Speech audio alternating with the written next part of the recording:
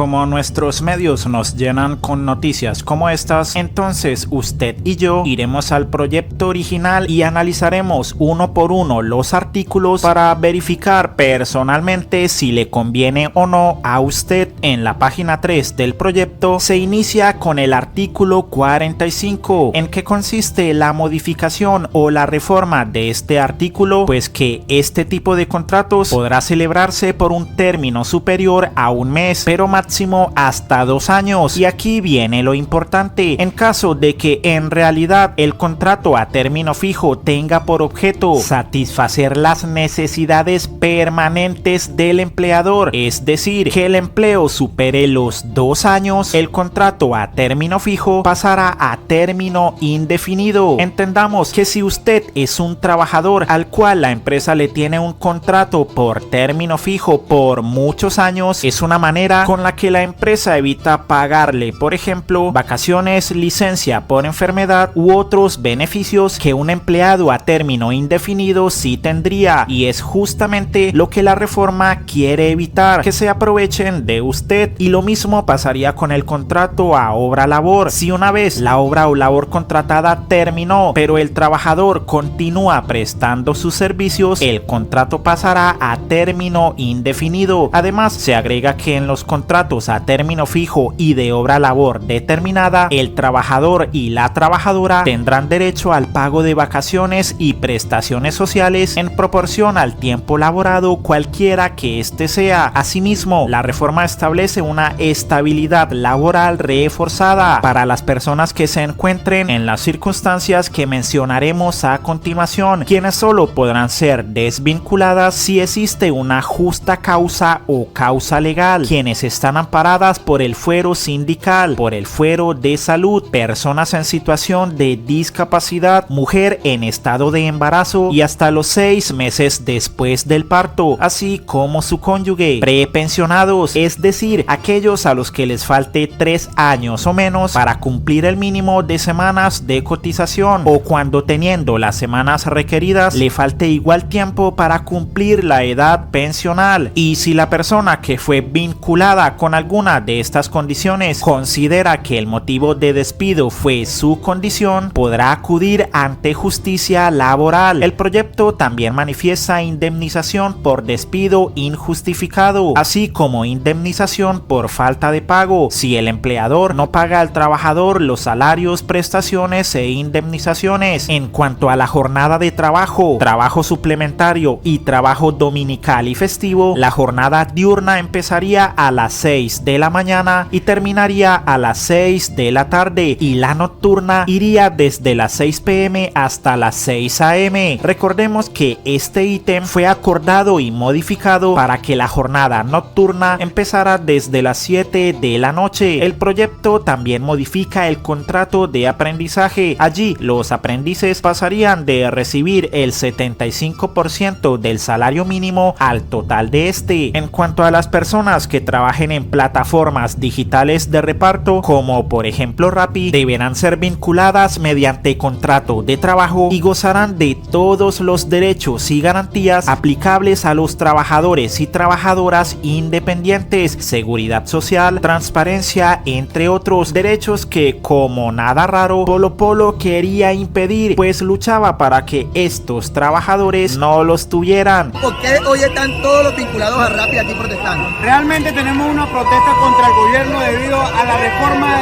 laboral que tiene en contra de las aplicaciones. Así que es. No queremos ser contratados. Así es. Exigimos que nos respeten nuestra independencia laboral. Nosotros no necesitamos que nos contraten ninguna empresa, debido a que nosotros podemos generar nuestros mismos ingresos. Pedimos por favor, Miguel, ayúdanos. Ayúdanos. Ahí está, Miguel. Cuenten conmigo. Estoy con ustedes. Ayúdanos.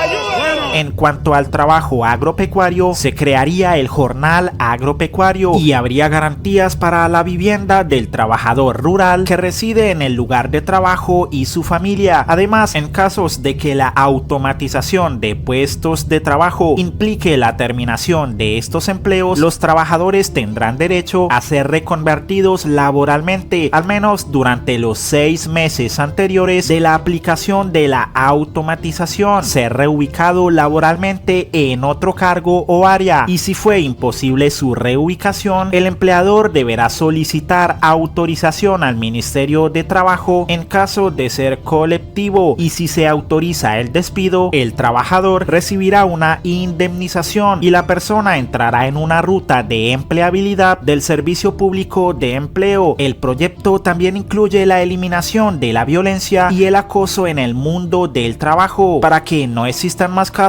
como el de Vargas Lleras y sus coscorrones, y se implementaría la formalización del trabajo doméstico remunerado, y la licencia de paternidad aumentaría de manera progresiva hasta llegar a 12 semanas, incluso si se es padre adoptante. De hecho, Mafe Carrascal nos hace un buen resumen de la reforma: una jornada nocturna desde las 7 p.m, una remuneración justa del trabajo en el día de descanso obligatorio, medidas de estabilidad laboral y estabilidad reforzada para personas embarazadas, enfermas y prepensionadas, medidas para la eliminación de la violencia, el acoso y la discriminación en el mundo del trabajo, aumento de la licencia de paternidad, la formalización del empleo doméstico, madres comunitarias, operadoras de alimentos, trabajadores y trabajadoras del transporte y del sector agropecuario, la recuperación de la laboralización de los aprendices del SENA, garantías para el ejercicio de la libertad sindical y protección de derechos sindicales, y la posibilidad de regular las relaciones laborales en el campo. Lastimosamente, como dice al final, el hundimiento de la reforma laboral no es un golpe ni para Petro ni para el pacto histórico, es un golpe para los y las trabajadoras en este país y para sus familias. Y sí, como usted acabó de leer, la reforma favorece a los trabajadores y trabajadoras colombianos. Pero ¿por qué se hundió? Bolívar lo resume bastante bien: nuestros congresistas están desconectados de las necesidades de la gente y están entregados a los intereses de las élites económicas que financian sus campañas, y así mantienen el bloqueo institucional al gobierno del cambio. Por eso tumban la reforma laboral, por eso demandan la reforma pensional, por eso se oponen a la reforma a la salud, por eso trampean la rebaja de servicios públicos, por eso tumban media reforma tributaria, pues no debe ser de gratis las multimillonarias donaciones que le hacen las grandes empresas en Colombia a los partidos de siempre. Fíjense bien, al Centro Democrático le echan casi 9.000 millones de pesos los empresarios. ¿Ustedes creen que ellos van a votar por los pobres, los trabajadores? Miren quién pone la plata. Ahora ustedes se aterran de que ellos quieran hundir la reforma que beneficia a los trabajadores y le cobra a algunos empresarios. Y así ustedes son ilusos. Los reciben en elecciones, creen que los van a apoyar a ustedes a mejorar su vida. Y algunos hasta piden que les den cosas para votar y refrigerios. Ahí tienen. Eso es lo que tenemos. Miren, quiénes ponen la plata de ellos y para quiénes funcionan ellos. No sean ilusos. Y como la reforma fue hundida, el presidente Petro mencionó que convocaría una consulta popular para las reformas sociales. Entonces, de convocar al pueblo obrero, al pueblo trabajador, a la gente asalariada, porque tener salario digno no es pecado, es dignidad. Y porque Colombia puede crecer así, a través de la dignidad. Vamos a convocar a una consulta popular. Es el Senado en su plenaria, a la cual le quisieron impedir la discusión de las reformas por 8 congresistas de la Comisión Séptima, la que debe decidir en un concepto favorable y en una sola votación antes de un mes. El presidente de Colombia presentará la convocatoria a una consulta popular para las reformas sociales que implican la justicia social en Colombia.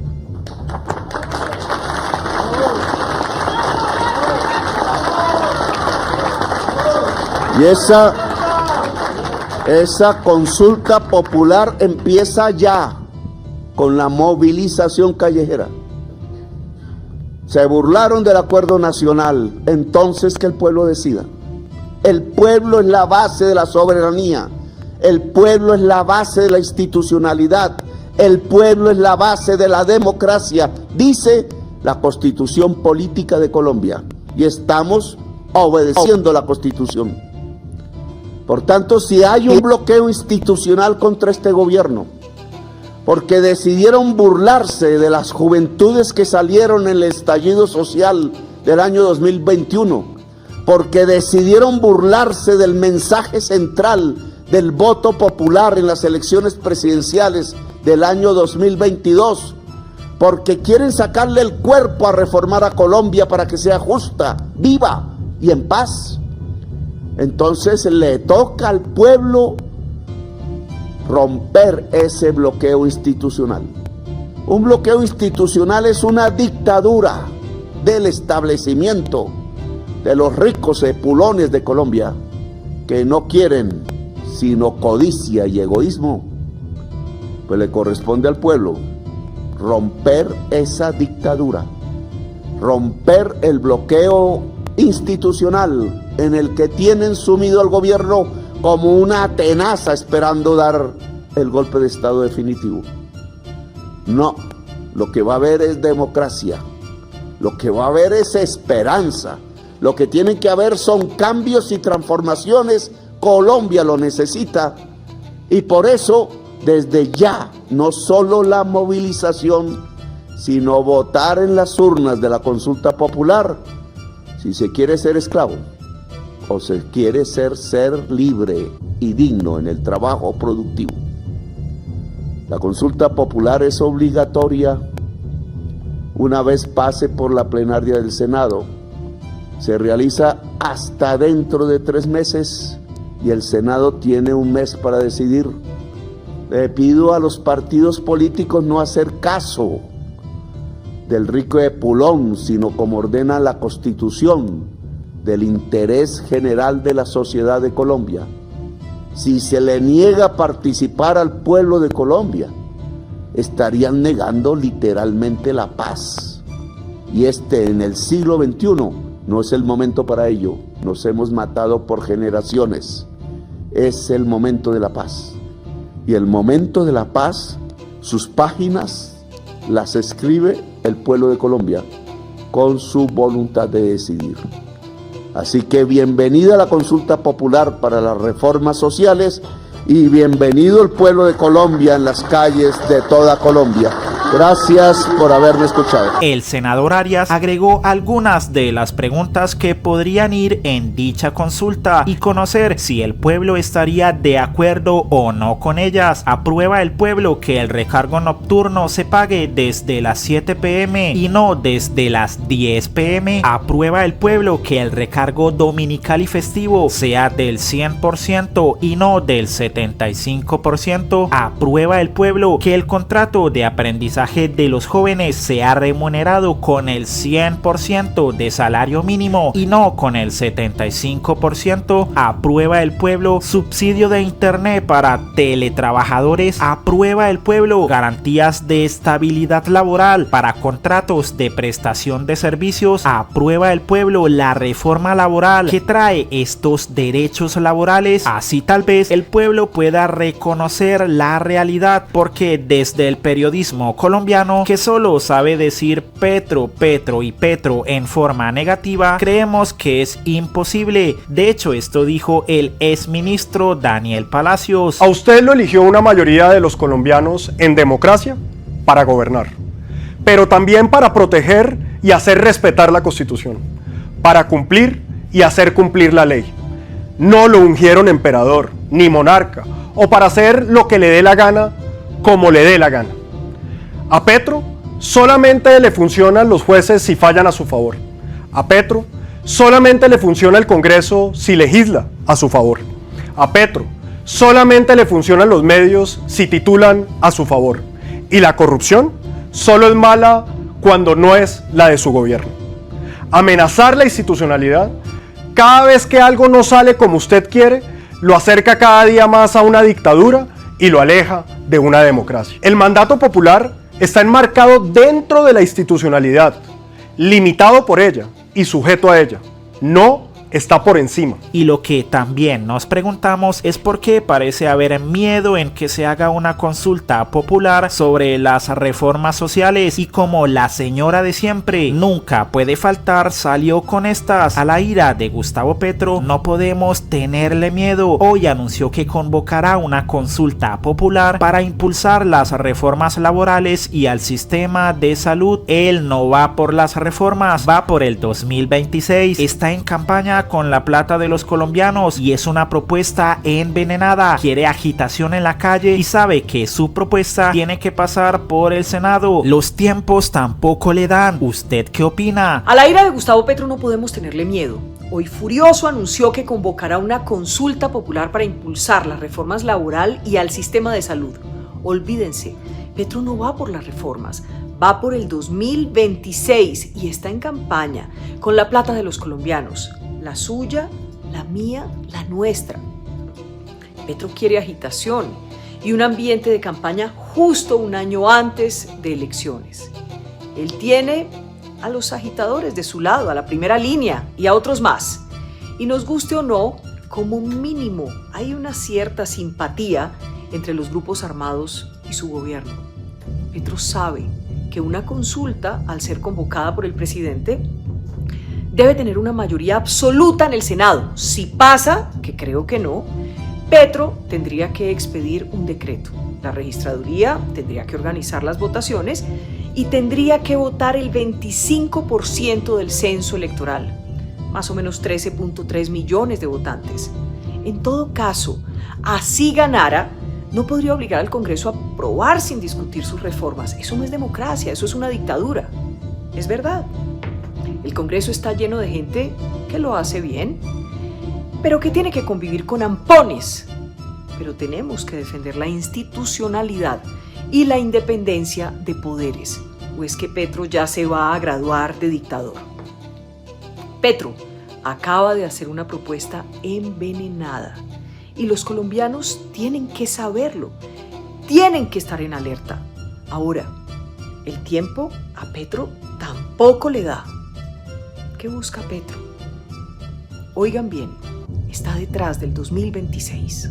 Se le volvió una obsesión. Por lo que David Porras le respondió: ¿por qué el miedo a la democracia? ¿Por qué el miedo a que el pueblo gobierne? Le recuerdo que la palabra democracia viene del griego demo, que es pueblo, y kratos, que significa poder. La democracia es poder en manos del pueblo. A ustedes les gusta un sistema oligárquico, que es poder en manos de los peores, o caquistocracia, poder en manos de los más incapaces. Y si no es así, ¿por qué Colombia, siendo un país tan rico, ustedes dejaron a su población en medio de la pobreza, el desempleo y la violencia? Porque durante 70 años ustedes, los más incapaces y corruptos, nos gobernaron.